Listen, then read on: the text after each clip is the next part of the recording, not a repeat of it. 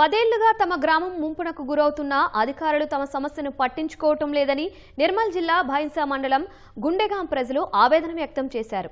ప్రభుత్వం ఆదుకోవాలంటూ తమకు న్యాయం చేయాలంటూ జిల్లా కలెక్టరేట్లో గుండెగాం ప్రజలు నిరసన తెలిపారు. అనంతరం పాలనాధికారికి వినతిపత్రం అందజేశారు. మందాంలోని పాల్సికర్ రంగారావు ప్రాజెక్టు వల్ల ప్రతి ఏటా వర్షాకాలంలో గ్రామం మొత్తం నీట మునుగుతుందని వాపోయారు.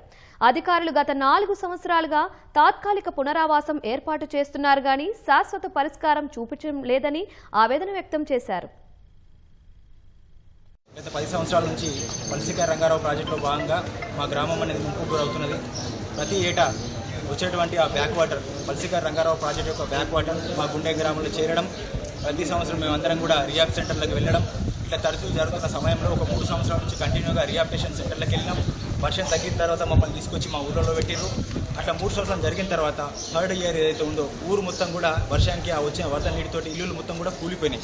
వచ్చినప్పటిలో అధికారులు కానీ ప్రజాప్రతినిధులు అందరూ కూడా వస్తున్నారు, మేము మీకు న్యాయం చేస్తామని చెప్తున్నారు. కానీ ఇప్పటివరకు 10 సంవత్సరాలు అయితే మాకు న్యాయం జరగలేదు. ఇప్పటికి చూసుకుంటే 94 కోట్లు మరి 61 కోట్లు మాకు ఎంతనో సంబంధం లేదు. కానీ మాకున్న 60 కోట్లు మంజూరైన 60 కోట్ల రూపాయలన్నా మాకు రిలీజ్ చేయాలని చెప్పేసి మేము కలెక్టర్ గారిని కోరడానికి వచ్చినాం.